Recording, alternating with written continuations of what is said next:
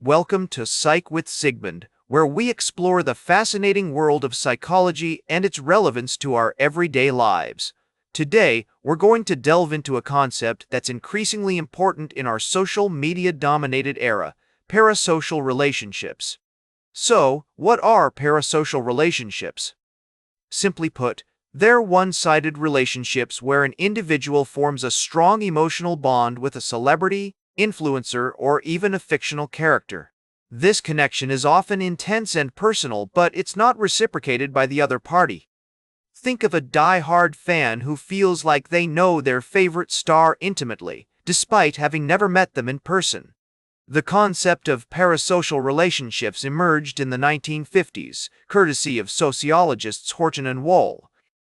They observed how mass media was creating new forms of social interaction, where people could form parasocial bonds with performers or public figures. Since then, our understanding of this phenomenon has evolved significantly, particularly with the rise of social media.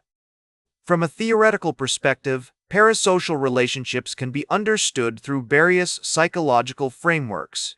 One key concept is attachment theory, which suggests that humans have an innate tendency to form close relationships with others. In the case of parasocial attachments, individuals may redirect this instinct towards celebrities or fictional characters, often as a way to compensate for lack of social connection in their real lives. Another relevant framework is social identity theory, which proposes that people derive a sense of belonging and self-esteem from their group memberships. Parasocial relationships can provide a similar sense of affiliation, as fans identify with their favorite stars or characters and feel connected to like-minded individuals. Research has shed considerable light on the dynamics of parasocial relationships. For instance, studies have shown that parasocial attachments can be just as intense and emotionally arousing as real-life relationships. Fans may experience feelings of euphoria, nostalgia, or even grief in response to their favorite celebrities' actions or life events. One notable study published in the Journal of Media Psychology found that fans who formed strong parasocial bonds with celebrities reported higher levels of self-esteem, life satisfaction, and social connection.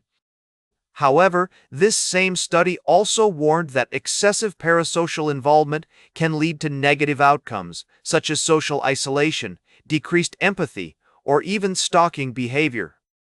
So, how can understanding parasocial relationships help us in our everyday lives? For one thing, it can inform our approach to social media consumption. By recognizing the potential for parasocial attachments, we can maintain a healthier perspective on our online interactions and avoid getting too caught up in the illusion of intimacy. Moreover, therapists can use knowledge of parasocial relationships to develop more effective treatments for mental health issues like anxiety, depression, or loneliness.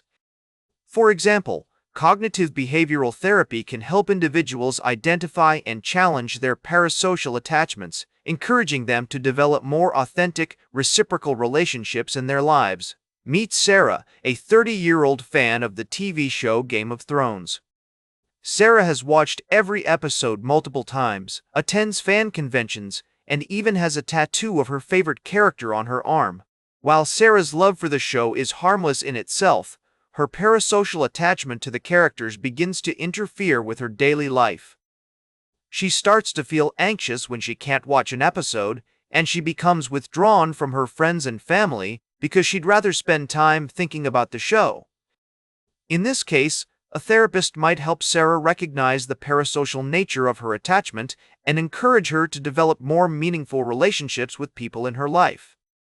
This could involve setting boundaries around her media consumption, engaging in social activities that don't involve the TV show, or practicing self-compassion when she feels anxious or withdrawn.